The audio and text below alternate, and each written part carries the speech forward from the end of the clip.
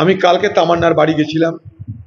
একটা ফুটফুটে সুন্দর একটা বাচ্চা, যার নাম রেখেছিল তামান্না। তামান্না মানে আশা, স্বপ্ন, ইচ্ছা। বাবা মায়ের স্বপ্ন পূরণ করার জন্য তামান্না চেষ্টা ত্রুটি করেনি, আর তাকে মানুষ করার জন্য তার বাবা পরিযায়ী শ্রমিক হয়েও মাথার ঘাম পায়ে ফেলে রোজগারের চেষ্টায় কোনো ত্রুটি করেননি।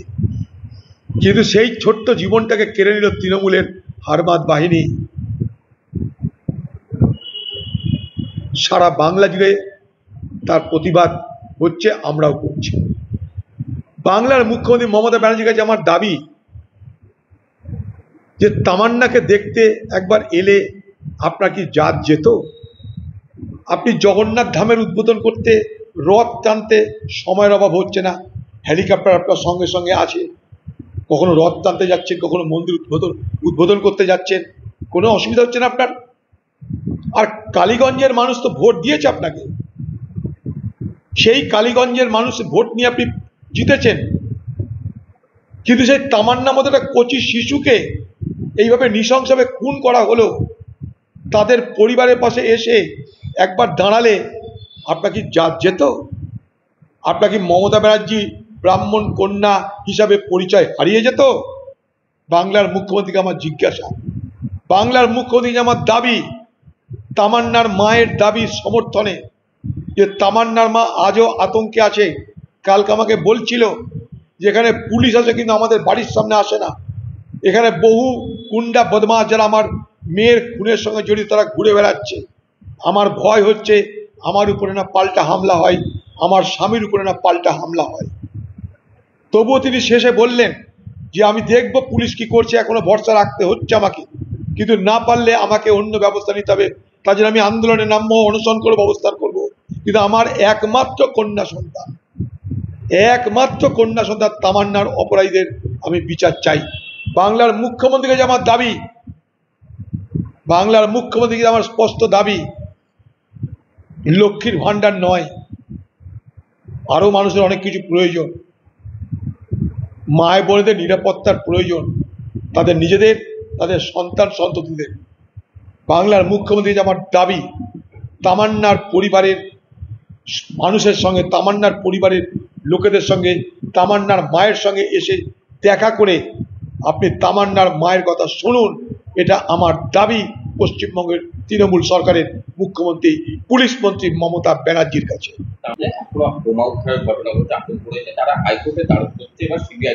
খুব স্বাভাবিক, এটা করবেই তো, তাদের যে কোনো প্রচেষ্টায় আমাদের পূর্ণ সমর্থন থাকবে। তামান্নার মাকে এটাও বলেছি আমি, যে আপনাদের মনে যদি ভয় লাগে একা থাকতে আমাকে বলবেন, আমি এখানটা এসে আপনাদের পরিবারে থাকতে রাজি আছি। এলাকার সমস্ত মানুষ প্রতিবাদ করছে, তাদের ভয়ে মুখ খোলার ক্ষমতা নেই। কালকে সে গ্রামে গিয়ে আমি এটা স্পষ্ট বুঝেছি। সেখানকার মা বোনেরা, হিন্দু মুসলমান সকলে তামান্নার এই নৃশংস খুনের প্রতিবাদে তারা ফেটে পড়ছে, তারা বিচার চাইছে, অপরাধীদের শাস্তি চাইছে। কিন্তু অপরাধীরা আজও ঘুরে বেড়াচ্ছে। তামান্নার মায়ের দৃঢ়তার জন্য সেখানকার এসপি গোটা ঘটনাটাকে বিপথে চালানোর চেষ্টা করেছিল। এটা একটা আকস্মিক ঘটনা বলে তিনি বাজার ঢিলা করার চেষ্টা করেছিলেন, সাধারণ মানুষকে বিভ্রান্ত করার চেষ্টা করেছিল। কিন্তু তামান্নার মায়ের দৃঢ় প্রত্যয়, তার সাহস, তার বুদ্ধিমত্তা, তার তেজ দীপ্ততা সেখানকার প্রশাসনকে বাধ্য করেছে এফআইআর নিতে এবং এফআইআর সঙ্গে জড়িত 2-4 জনকে ধরতে। কিন্তু আজও সেখানটা অপরাধীরা মুক্তাঞ্চলে ঘুরে বেড়াচ্ছে। সেখানকার সমস্ত মানুষ চাইছে অপরাধীদের বিচারও। তাই বাংলার মুখ্যমন্ত্রী আমার দাবি, অপরাধীদের বিচার নিশ্চিত করুন। তার পাশাপাশি আপনি সেই তামান্নার মায়ের সঙ্গে দেখা করুন, তাদের পরিবারের কথা শুনুন। আপনার কাছে দাবি আমার। রাখার নির্দেশ করে মন্তব্য বিচারপতি সৌমেন সেনের, বিশ্ববিদ্যালয়ের রেজিস্ট্রারের অনুমতিতে ছাত্র ইউনিয়ন রুম খোলা যাবে না, নির্দেশ বিচারপতি। দেখুন, এটা খুবই সঠিক একটা সিদ্ধান্ত বলে আমরা মনে করি, যদি কলেজগুলো বাঁচে এতে। এখন সব সময় তো কোর্ট আদেশ দিল, সেই আদেশ মতন কাজ হলো, এটা তার হয় না। কারণ কোর্ট আদেশ দিতে পারে, কিন্তু সেই আদেশকে পালন করার জন্য যে প্রশাসন, সেই প্রশাসন যদি দালালি করে এদের, তাহলে কোর্ট অনেক কিছু চাইলেও কোর্টের শুভ ইচ্ছা সৎ দৃষ্টিভঙ্গি থাকলেও সেগুলো বাস্তবায়িত হতে পারে না। কারণ একটাই, যে পশ্চিমবঙ্গের প্রশাসন বলে এখন এই মুহূর্তে কিছু নেই। যেটুকু প্রশাসন যার কথা ওঠা বসা করে তারা তৃণমূল। ঘটনা পরম্পরায় আমরা এটা খুব স্পষ্ট দেখতে পাচ্ছি। স্বাভাবিকভাবে কোর্টের রায়কে সাধুবাদ জানানোর পরেও প্রশাসনিক গাফিলতির কারণে এই শুভ রায়, এই সঠিক রায় কতটা বাস্তবে প্রতিফলিত হবে তা নিয়ে কিন্তু প্রশ্ন অবশ্যই থাকবে। আজ থেকে সেই সমীক্ষা হবে বাংলায়। স্পেশাল ইন্টেনসিভ রিভিশন সূত্রের দেখুন, স্পেশাল ইন্টেনসিভ রিভিশন SIR এটা ব্যাকডোরে পিছনের দরজা দিয়ে নাগরিক আইন, CAA, NRC, NRP এগুলো চালু করার চেষ্টা করা হচ্ছে। সরকার যেটা নিজে করতে পারছে না, সরকার যেটা নিজের করার দায়িত্ব, জনগণনার দায়িত্ব ইলেকশন কমিশনের নয়, জনগণনার দায়িত্ব ভারতবর্ষের গৃহমন্ত্রকের, মিনিস্ট্রি অফ হোমের গৃহমন্ত্রকের। তারা সেই কাজটা করতে চেষ্টা করেছিল, সারা ভারতবর্ষের প্রতিরোধের সামনে দাঁড়িয়ে পিছিয়ে হতে হয়েছে। তাই আজ পিছনের দরজা দিয়ে তারা নাগরিক আইন এবং NRC চালু করার ব্যবস্থা করছে। মনে রাখবেন, 2003 সাল পর্যন্ত তারা ধরে দিয়েছে যে 2003 সালের পর থেকে, এই 2003 সালে ভারতবর্ষের অটল বিহারী বাজপেয়ী সরকার যে NRC চালু করার আইনটা এনেছিল, সেই সরকারের মন্ত্রী ছিল মমতা ব্যানার্জি। এই আইনের তিনি বিরোধিতা সেদিন করেননি। আইনের বিরোধিতা করেছিলেন কে জানেন? সেদিনের একজন আরেক মহান ব্যক্তিত্ব, যিনি আজ আমাদের মধ্যে নেই, ভারতবর্ষের প্রাক্তন প্রধানমন্ত্রী ডক্টর মনমোহন সিং। এই NRC আনার পিছনে আইনি সংশোধনে মমতা ব্যানার্জির সমর্থন ছিল অটল বিহারী বাজপেয়ী সরকারের প্রতি। দেখে নিন বাংলার মানুষ, দেখে নিন বাংলার সংখ্যালঘু, দেখে নিন বাংলার মুসলমান, যাদেরকে ভোট ব্যাংক করেছে মমতা ব্যানার্জি, তারা আপনাদের জন্য কবে কবে তৃণমূল বিজেপি সরকারের হাত ধরে বিপদের ঘন্টি বাজিয়ে দিয়েছে আপনারা দেখে নিন। আরো বলছি, যদি মনে করে নাগরিক আইন করে NRC করে মুসলমানদের জব্দ করবে, তাহলে বিজেপি এবং ইলেকশন কমিশন ভুল করছে। যদি কারো বিপদ হয় সব থেকে বেশি, তারা হবে পিছিয়ে পড়া হিন্দু সমাজের পিছিয়ে পড়া মানুষরা। তারা শিডিউল কাস্ট, শিডিউল ট্রাইব, আর্থিক দিক থেকে পিছিয়ে পড়া, বিভিন্ন জায়গায় কাজ করে যারা ঘুরে বেড়ায়, সব থেকে বেশি বিপদে পড়বে তারা। কারণ মুসলমান জানে তাদের উপরে আক্রমণ আসবে, তাই কাগজপত্র সব মুসলমানদের ঘরে তৈরি হয়েই আছে, কেউ কিছু করতে পারবে না। বিপদ যদি হয় হিন্দুদের হবে, যেমন করে আসামে হিন্দুদের বিপদ হয়েছিল, ঠিক তেমন করে বাংলাতেও যদি বিপদ হয় হিন্দুদের হবে বলে আমি ভবিষ্যৎবাণী করে দিলাম। পিক আওয়ারে দ্বিগুণ ভাড়া হাঁকাবে ক্যাব সংস্থাগুলো, ঠিক আছে? ওই দ্বিগুণ ভাড়ার জন্য ছাড়পত্র দিয়েছে কেন্দ্রীয় সড়ক মন্ত্রক। দেখুন, আজকে প্রাইভেটাইজেশনের এটাই সব থেকে বড় বিপদ আমাদের। আপনি প্লেনে চলুন, সেখানেও তাই, একই ভাড়া সময়ের এদিক ওদিক হলে ডবল হয়ে যাচ্ছে। আমি নিজে প্লেনে যাতায়াত করি, মাঝে মাঝে আমি জানি যে টিকিট আমার 5,000, আমার সঙ্গে পরিচিত আরেকজন আসতে চাইছে তার 30,000। এক অদ্ভুত প্রতিযোগিতার বাজার শুরু হয়েছে। মানুষের প্রয়োজন, সে প্রয়োজনকে এখানটায় পুঁজি করা হচ্ছে। বিজেপি সরকার মানুষের প্রয়োজনকে পুঁজি করছে। মনে করেন আপনার কোনো আত্মীয় বিপদ হয়েছে, আপনার দেখতে যাবেন, সময় নেই, টিকিট কাটতে যাবেন 3 ডবল ভাড়া, সে রেলে বলুন, সে ট্রেনে বলুন। এটা এক ধরনের শোষণ বলে মনে করি।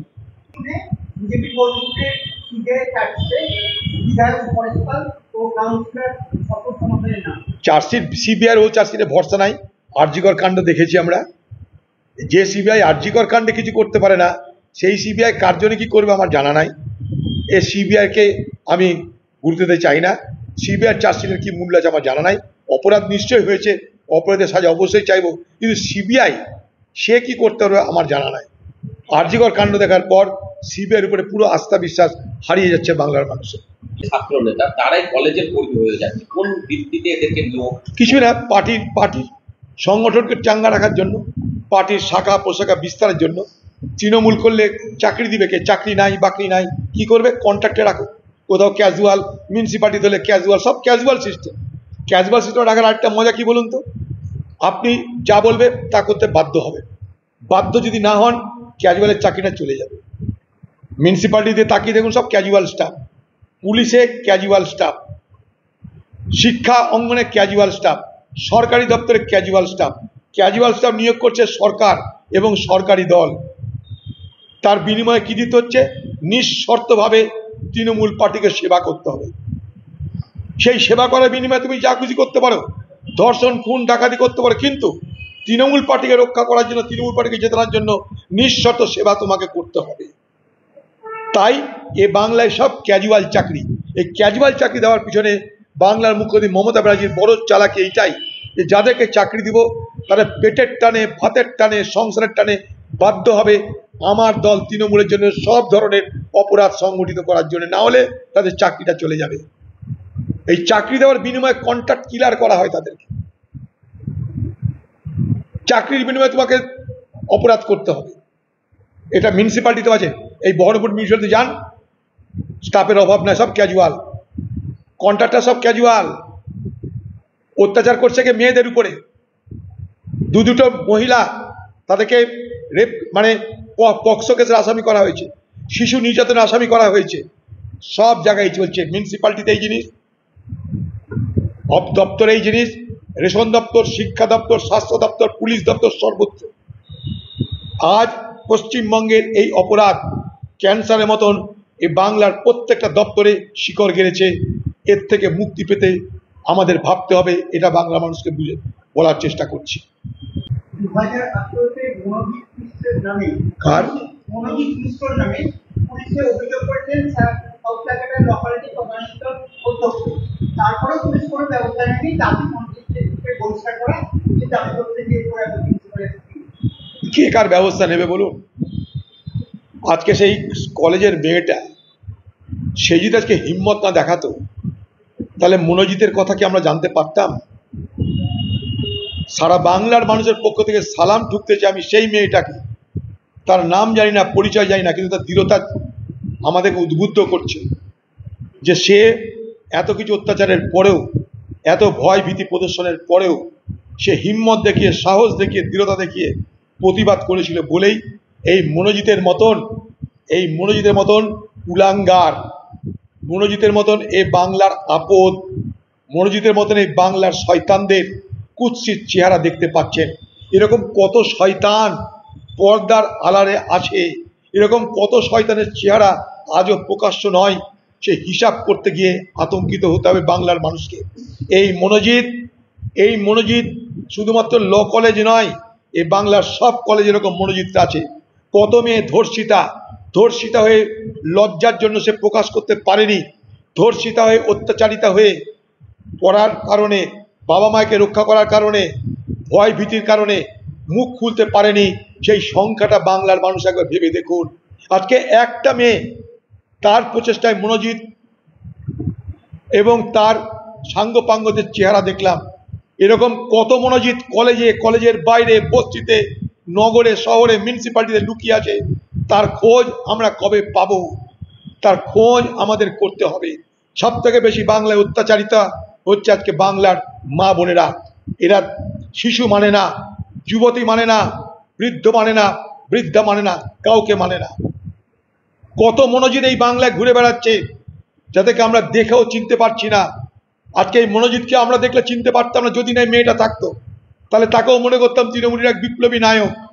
কিন্তু এরকম কত মনোজিৎদের বাজারে আছে, আর মনোজিৎটা কারা তৈরি করেছে সেটা জানা দরকার। মনোজিৎ রাতারাতি হয় না, মনোজিৎদের তৈরি করা হয় পার্টির স্বার্থে, ক্ষমতার স্বার্থে, রাজনৈতিক গদি রক্ষা করার স্বার্থে। কসবায় যা ঘটনা ঘটেছে সেটা সারা বাংলার মানুষকে লজ্জিত করেছে। আমার শুধু একটা জিনিস অবাক লাগছে, সারা কসবা নিয়ে সারা ভারতবর্ষ নয়, সারা বাংলা নয়, সারা ভারতবর্ষ নিয়ে আলোচনা। আমি কয়েকদিন আগে দিল্লি থেকে এসেছি, সেখানেও এই কসবা কাণ্ড নিয়ে আলোচনা শুনেছি। তারা জিজ্ঞেস করছে, দাদা বাংলায় এরকম কি হচ্ছে প্রতিদিন? কিন্তু একটা জিনিস লক্ষ্য করে দেখবেন, বাংলার মুখ্যমন্ত্রী তিনি তার দলের রেশন চোরকে বাঁচাতে ময়দানে, তার দলের শিক্ষক চোরকে বাঁচাতে ময়দানে। কিন্তু এই কসবা কাণ্ডের পরিপ্রেক্ষিতে বাংলার মুখ্যমন্ত্রীর মুখে একটা শব্দ শুনেছেন আপনারা? একবারও তার মুখে কোনো কথা শুনেছেন যে তিনি এই ঘটনার নিন্দা করেন, না ঘটনাকে ভালোবাসেন, না ঘটনার বিচার চান, না শাস্তি চান? বাংলার মুখ্যমন্ত্রী স্পিক টু নট। তাই বাংলার মুখ্যমন্ত্রী এখন মিস সাইলেন্স হয়ে তিনি বসে আছেন। তাকে বলতে পারি বাংলার মুখোদে আপনি মিস সাইলেন্স, অর্থাৎ আপনি চুপ। কসবার মতন এই ঘটনায় বাংলার সকলকে লজ্জিত করেছে। শুধু একমাত্র যদি কেউ লজ্জা না পেয়ে থাকে তার নাম বাংলার মুখ্যমন্ত্রী মমতা ব্যানার্জি। এই বাংলায় শুধুমাত্র একজন মহিলা সুরক্ষিতা, তার নাম মুখ্যমন্ত্রী মমতা ব্যানার্জি। আর এ বাংলার কেউ কোনো মহিলা সুরক্ষিত নয়। একটা মহিলা সুরক্ষিত, তার নাম মমতা ব্যানার্জি। বাকি বাংলায় কেউ আর সুরক্ষিত নয় আজকের এই দিনে। তাই বাংলার মুখ্যমন্ত্রী নিশ্চুপ। বাংলার মুখ্যমন্ত্রী কথা বলেন না কসবা কাণ্ড নিয়ে, মিস সাইলেন্স হয়ে তিনি বিচরণ করছেন। সব কথাতে তিনি সব থেকে আগে বলেন, যা কিছু ঘটনা সব থেকে আগে তিনি ফোড়ন কাটেন। কিন্তু কসবার ঘটনায় তিনি নিশ্চুপতা পালন করছেন কেন? প্রশ্ন আমার এটা। তার কারণ একটাই, আপনার দলের কোন্দল তাতে স্পষ্ট হচ্ছে। আপনার দলের মধ্যে কোন্দল কসবার ঘটনায় আরো বেশি করে প্রকাশ পাচ্ছে। তাই আপনি মৌনব্রত পালন করছেন। বাংলার মুখ্যমন্ত্রী আজ মমতা ব্যানার্জির জায়গায় মৌনব্রতী ব্যানার্জি হয়ে তিনি বিচরণ করছেন। সোমবারে সিরাজ মন্ডল নামে এক অস্ত্র ব্যবসায়ী কর্তৃপক্ষকে গ্রেপ্তার করে প্রচুর অস্ত্র সামগ্রী 40,000 টাকা চাল করেন এবং প্রধানের স্বামীর প্রবেশ। দেখুন, সারা বাংলায় অপরাধ যেখানে তৃণমূল সেখানে। এটা আপনি কমন একটা স্লোগান দিতেই পারেন, অপরাধ যেখানে তৃণমূল সেখানে। সে ডাকাতি হোক, খুন হোক, অস্ত্র হোক, ধর্ষণ হোক, জাল নোট হোক। কারণ এ বাংলায় তৃণমূল পার্টির নেতৃত্বে এক অদ্ভুত সংস্কৃতি জন্ম নিয়েছে, যার নাম বলতে পারেন কালচার অফ ইম্পিউনিটি। অর্থাৎ আমার দল করো, তোমার কোনো ভয় নেই। আমার দল করো, পরিবর্তে যা খুঁজি তাই করবার লাইসেন্স অর্জন করো। তারই পরিণাম সারা বাংলা জুড়ে এই অরাজকতা। আজ আপনার আমার এই বাংলার সকলের জীবনের নিরাপত্তা বলে কিছু নেই, বাংলায় আইন শৃঙ্খলা বলে কিছু নেই, বাংলায় তৃণমূল যেখানে, অপরাধ সেখানে।